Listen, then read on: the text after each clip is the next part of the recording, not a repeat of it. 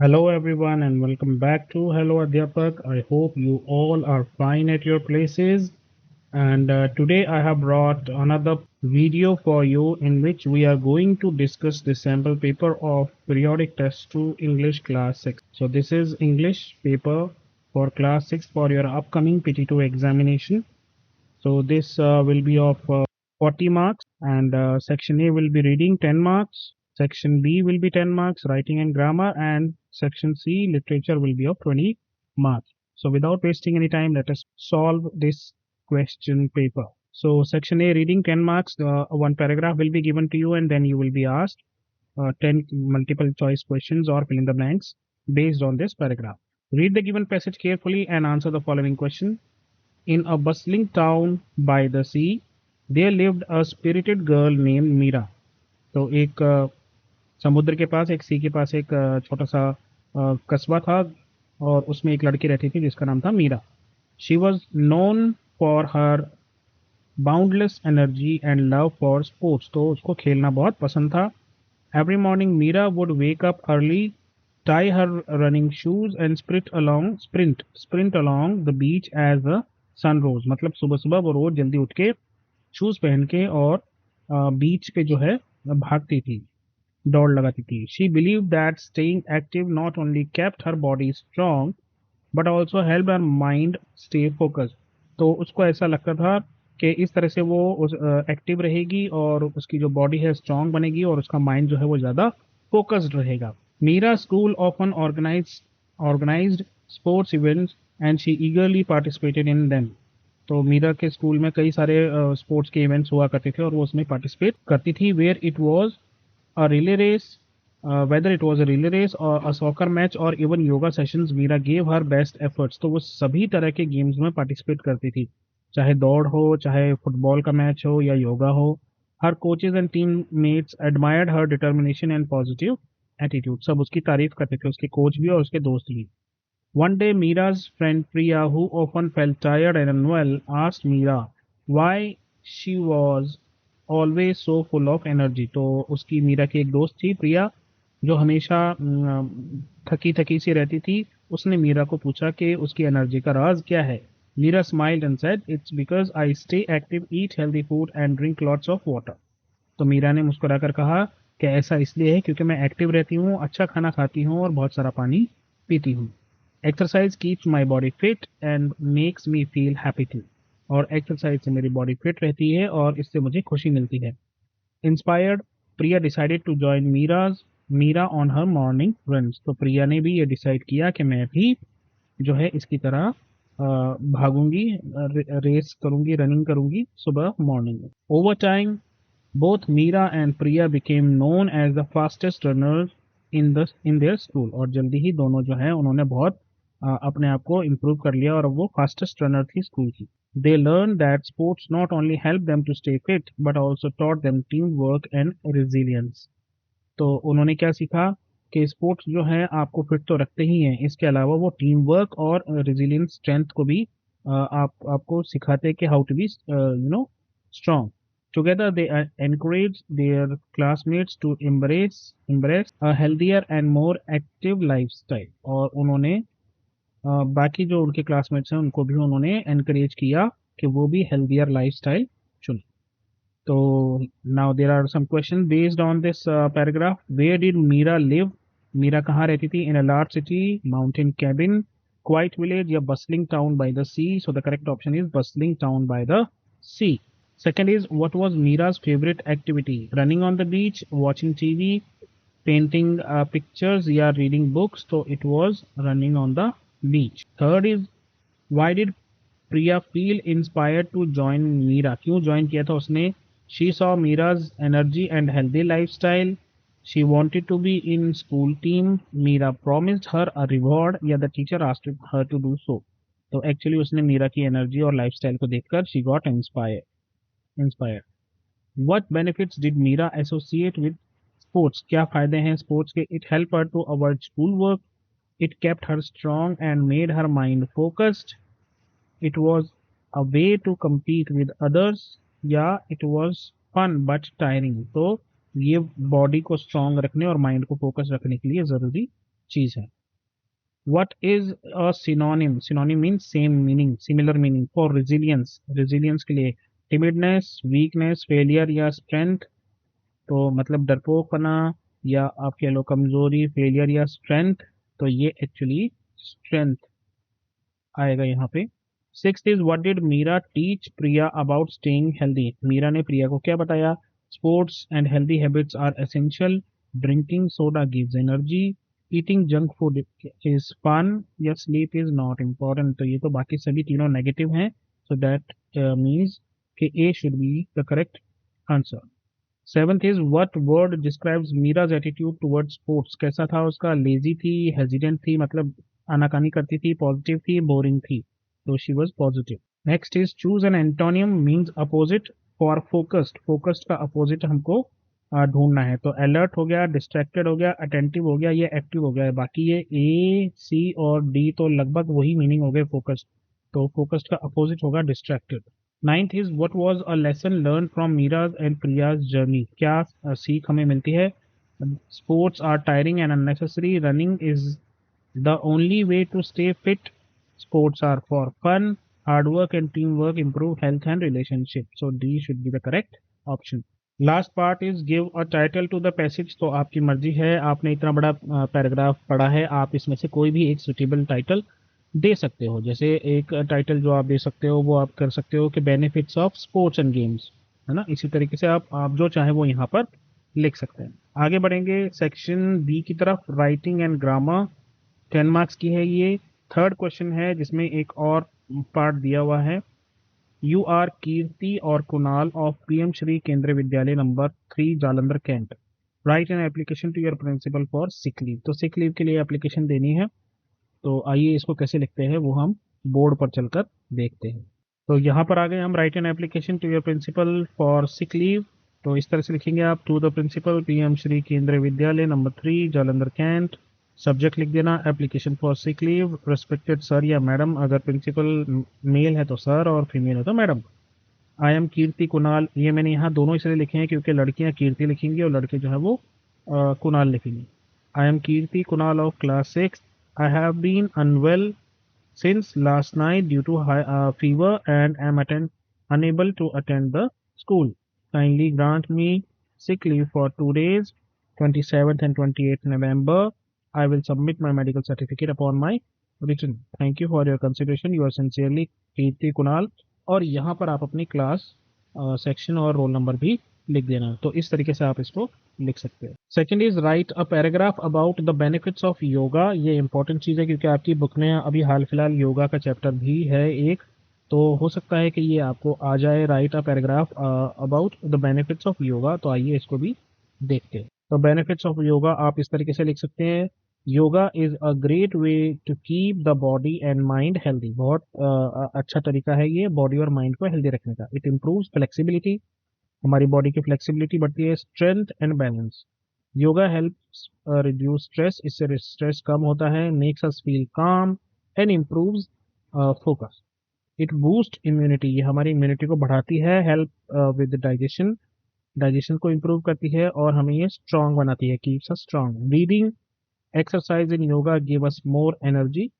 Anyone can do yoga and it can be done anywhere, कहीं भी कर सकते हैं इसको। Doing yoga every day helps us stay fit and happy. आगे बढ़ते हैं, डू एज डायरेक्टेड, ये ग्रामर का कुछ पोर्शन है। Read the sentence and replace the underline word with the correct meaning. तो यहाँ पर एक आपको ये दे रखा है, this belongs to your book, ये आपकी बुक का है। The butterfly moved lightly and quickly on to the flower, तो ये जो अंडरलाइन वर्ड है मूव्ड लाइटली एंड क्विकली, इसका मीनिंग क्या है? एट लास्ट, फ्लटर्ड या लाइट। अब अगर बटरफ्लाई है तो वो फ्लटर ही करेगी, एट लास्ट और लाइट से उसका क्या लेना देना, so that means fluttered is the correct option. B is write the rhyming word of the following, labour का राइमिंग वर्ड होगा नेबर और ब्लाइंड का हो जाएगा काइंड। ये अभी मैं आपको लिख के दिखाऊंगा सारे, एक बार पहले डिस्कस कर लेते हैं। Fill in the blanks using need to, must, use to और कैन, तो इनमें से कोई एक यहाँ पर आएगा। Anand had fever last week, उसको बुखार था। He dash take good rest, तो he need to, he must, he use to या ही कैन, तो यहाँ पर आएगा he must take good rest, उसको फीवर था इसलिए। D is read the following sentence and circle the verbs. Everyone was discussing their game and how Prabhat had played so well. ये भी आपकी बुक का ही है। तो यहाँ पर आपको दो वर्ब्स मिलेंगे, एक तो ये was discussing वाला और एक आपको मिलेगा played had played वाला, राइट। तो these are the two verbs। उसके बाद है fill in the blank with the past perfect form। तो यहाँ पर ये है विन, इसकी पास्ट परफेक्ट लिखेंगे तो या तो है पास्ट है तो हैड आएगा ही, है ना, परफेक्ट में हैड आएगा। और bye the time Prabhat arrived Surya had already, और इसकी थर्ड फॉर्म आएगी one the match. Choose the correct describing word. The thief turn dash on seeing the police. Police को देखकर चोर के तोते उड़ गए, मतलब ओके, तोते उड़ गए मीन्स उसका जो है रंग है फीका पड़ गया, तो वो येलो आएगा, पेल आएगा, पेल आएगा। द थीफ टर्न पेल, मतलब जब हम किसी चीज को देख के डर जाए बहुत ज्यादा, तो उसके लिए हम इस चीज का इस्तेमाल करते हैं कि ही टर्न्ड पेल। तो इनके आंसर्स आप इस तरीके से लिख सकते हो। यहाँ फ्लटर्ड आ गया, यहाँ नेबर, यहाँ ब्लाइंड, यहाँ मस्ट आ गया, और वॉज डिस्कसिंग, हैड प्लेड, और यहाँ पर आप लिखोगे by the time Prabhat arrived Surya had already won several matches, और thief turn pale on seeing the police. फिर हम पहुंच गए लिटरेचर पे। यहाँ पर कुछ क्वेश्चन आंसर्स हैं और रेफरेंस टू द कॉन्टेक्स्ट, ये आपकी पोएम का हिस्सा है। Read the paragraph and answer following questions. I thought the world was made of straw and nestled by my mother. I said the world is made of leaves. I have been very blind. तो who lived in the nest along with the baby bird? Baby bird के साथ कौन रहता था? तो उसकी mother जो है वो उसमें रहती थी।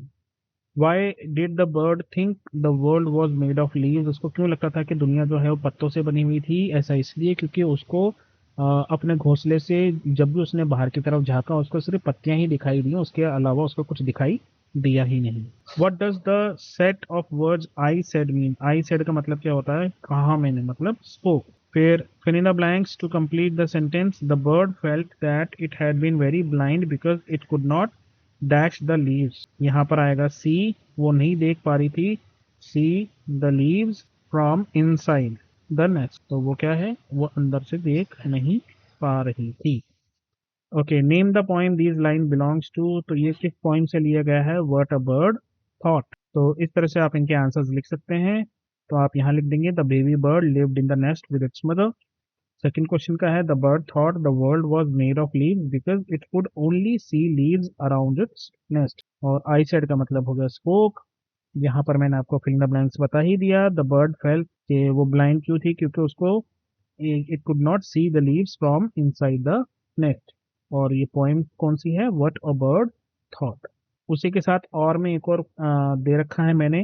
वैसे वह शायद आपको एक ही आएगा पेपर में, बट आपको प्रैक्टिस कराने के लिए मैंने यहाँ पर दो अलग अलग पोएमों से दो चुने हैं जो मुझे लगता है काफी इंपॉर्टेंट है।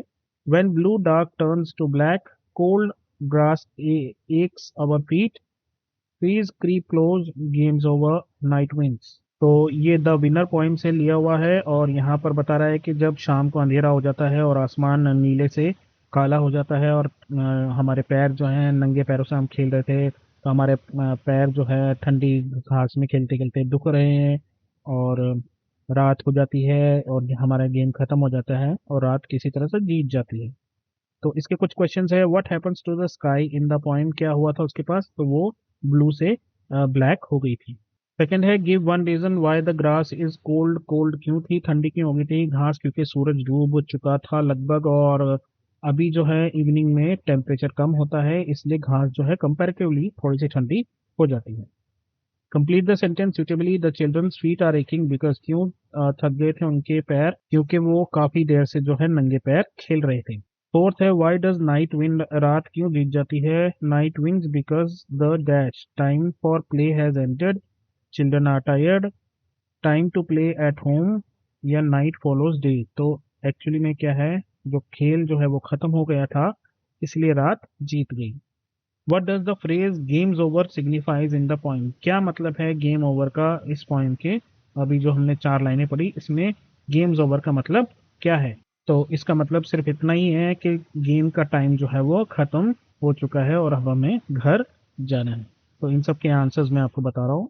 इस तरह से आप इनको लिख सकते हैं। The sky changes from blue to black second, grass क्यों ठंडी थी? The grass is cold because the evening is cooler.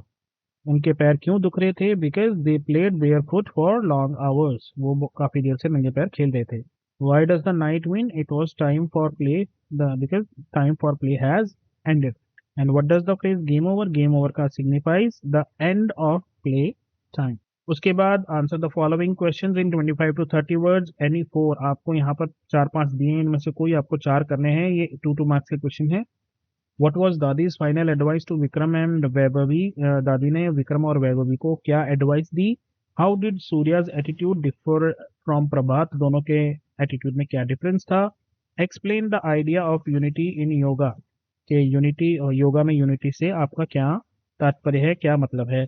Y do you think we should know about the healing properties of spices? हमें क्यों जानना चाहिए कि जो मसाले हमारी किचन में रखे हैं उनकी भी कुछ हीलिंग प्रॉपर्टीज हैं? And Y do you think sporting spirit is important? तो इन सभी के आंसर्स मैं आपको बताता हूँ।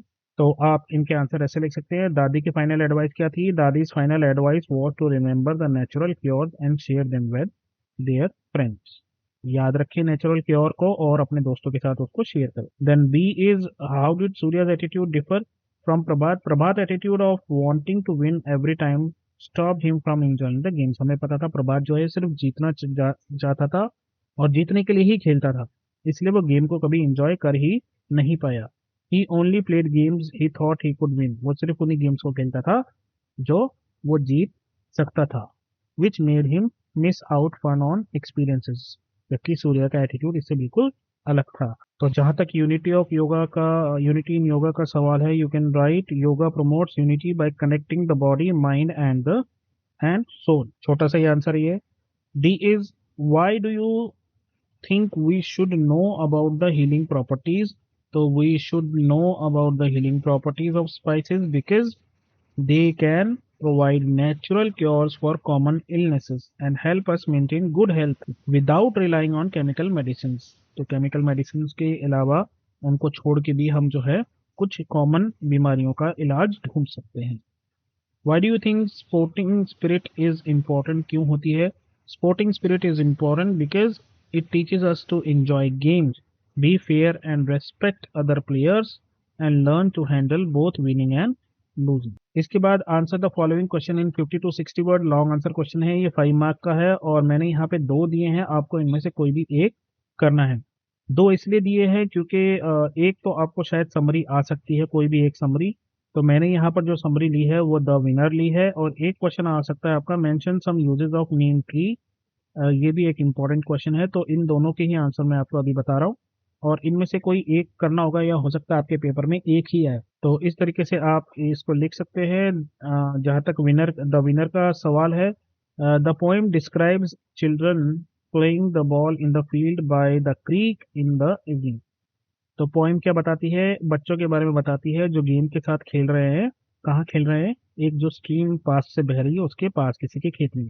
दे run so fast that it becomes hard to catch their breath. वो बहुत तेज भागते हैं जिसकी वजह से उनकी सांस जो है उखड़ सी जाती है।